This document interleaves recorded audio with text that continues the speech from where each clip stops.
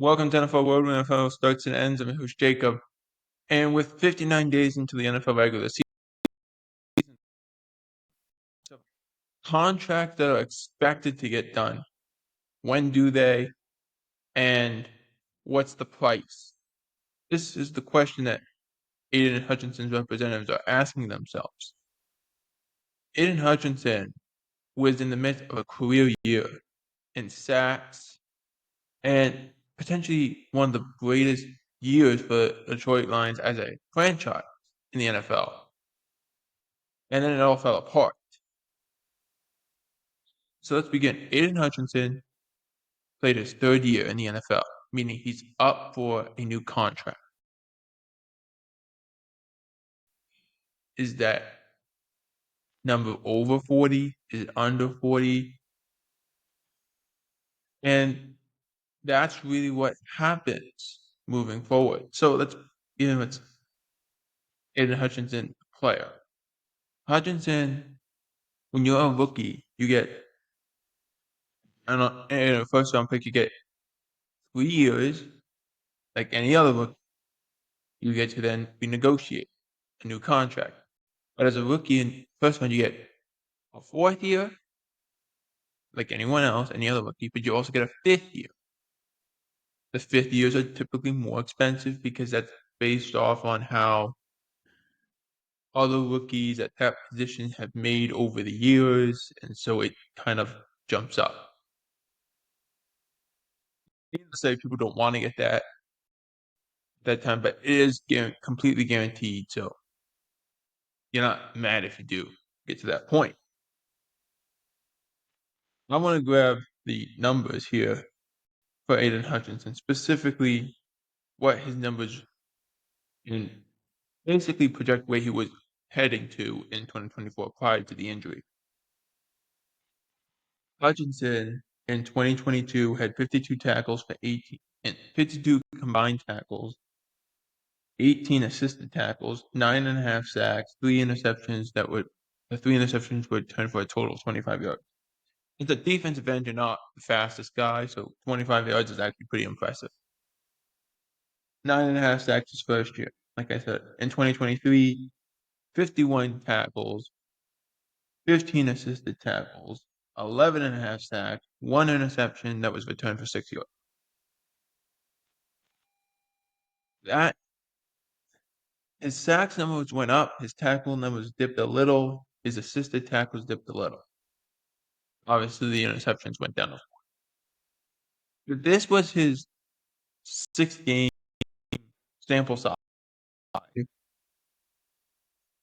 way he was headed, he had 19 total tackles, 7 assisted tackles, 7.5 sacks, no interception. He was well on his way to breaking his career benchmark of 11.5 sacks, but also potentially even breaking the all-time season record of sacks at 22.5 or 23, depends on how you look at it. So he was on that level. What stopped him from breaking that record? Well, it comes back to this injury that we've been talking about. Hutchinson suffered a broken leg, okay? A broken leg, but he broke his tibia and his fibia. Normally, they call it a broken leg if you broke one of those things. So if you broke your tibia, okay, they consider that a broken leg. Broke a fibia, they consider that a broken. He broke both. This was week 6 in the NFL season. If I remember getting the number of one of the first videos that was posted, it was October 13th. So this was relatively early, but still midway of October. He underwent surgery shortly thereafter, the next day or a day or two later. He ended up obviously colliding with one of the Lions players when they're trying to sack the quarterback, Dak Prescott. He underwent surgery. Everything went well.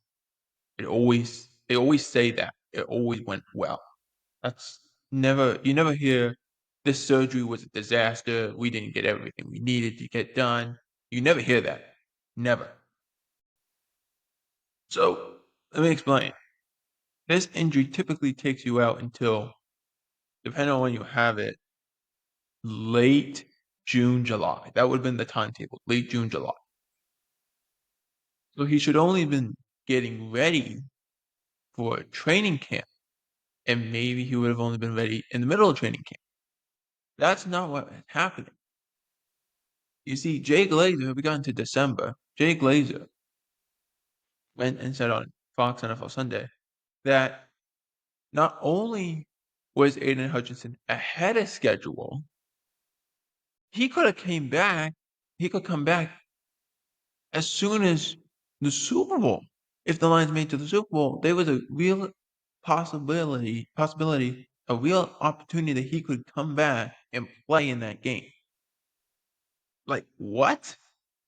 That's not possible. And then we get around to that point, and they realize this was like we were talking about this injury. We were saying to ourselves, this injury doesn't make any sense. How is he going to come back like that? But when you're an unreal athlete, that happens. So they don't make it to the Super Bowl. You think, okay, they're not going to push it as hard. He was cleared, fully cleared in April. In April and May, well, May 22nd, for off-season workouts. So for OTA, that's what he was cleared for. That doesn't happen. You don't suffer an injury in October and then 6 months later, from a broken leg, 6 months later, I'm fully healed, fully ready to go. It's like, what? No, it's not possible. But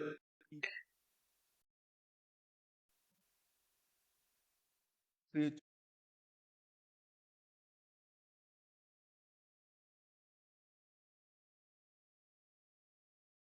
don't get to play contact and participate in the off-season workouts if you have that injury. That doesn't happen at all. And he found a way to do it. Very impressive. Now, this, in my opinion, deterred changed the amount of money he was going to make. Had he broke the season record, had he broke his career record that he currently had 11 and a half sacks, he would have gotten $40 million. But the estimated number is 35 to $38 million. That's pretty much where I had it, just under the benchmark, because I was like, the injury, where it was going, that causes problems. Because he was their pass rush in Detroit. He was. It changed how they played defense when he got him. It changed them.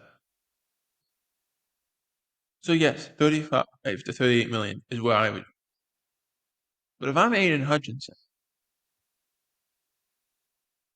I, as much as I do want to get paid now, I wonder if why not wait a year? Why not wait 1 year? Because I'm looking at the Michael Parsons situation. I'm looking at the TJ Watt situation. They're going to make over $40 million, and rightfully so. They are both believable football players. They're on a whole nother level, and I believe I'm on that level. So why don't I show that? Why don't I go and show them on a complete other level,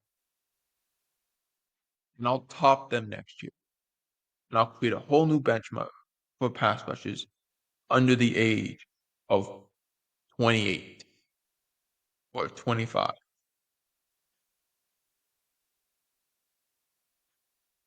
The kid is 24 years old. He's only turning. This is a kid that obviously loves to play the game. Okay? Loves to play the game. The kid is 24 years old. He's going to be 25. Let him quit. I think if they go and they tell him, We can wait a year, 1 year. You really want to, and we can top whatever Michael Parsons and TJ Watt get.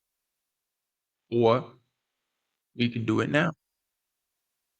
We could do it now and try and get because the kid turns 25 in August. We could get you top Michael Parsons at 25, at 25 years age. We can top that. Or we can wait.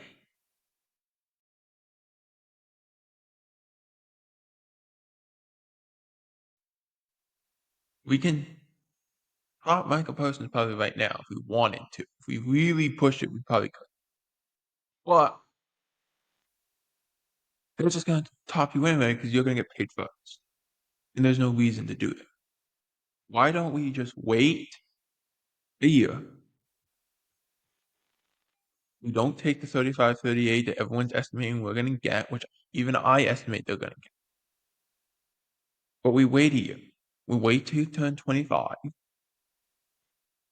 And next year, when you have a great season, and because he's going to have an unbelievable season. I really believe that. He's going to have a great season. He's going to go and say, yeah, Micah got 43. TJ got 42. I want 45. And he'll get 45. He'll get 45 if he waits. The question is, does he wait? It would be the smart business move to do that, especially coming off post injury and not trying to sign right away. But if he does choose to sign, expect the number to be $35 million to $38 million, under the $40 million benchmark that Myles Garrett currently has. But let me know in the comments, how much does Aiden Hutchinson, does he get paid this year or next year? Let me know in the comment section. And while you're down there, like the video, subscribe, share the video. It's absolutely free, helps us out a ton, and continues to show me you love this content as we're 59 days away from the NFL season, and it's an exciting time to be a part of it. For NFL World, I'm Jacob Peter. Out.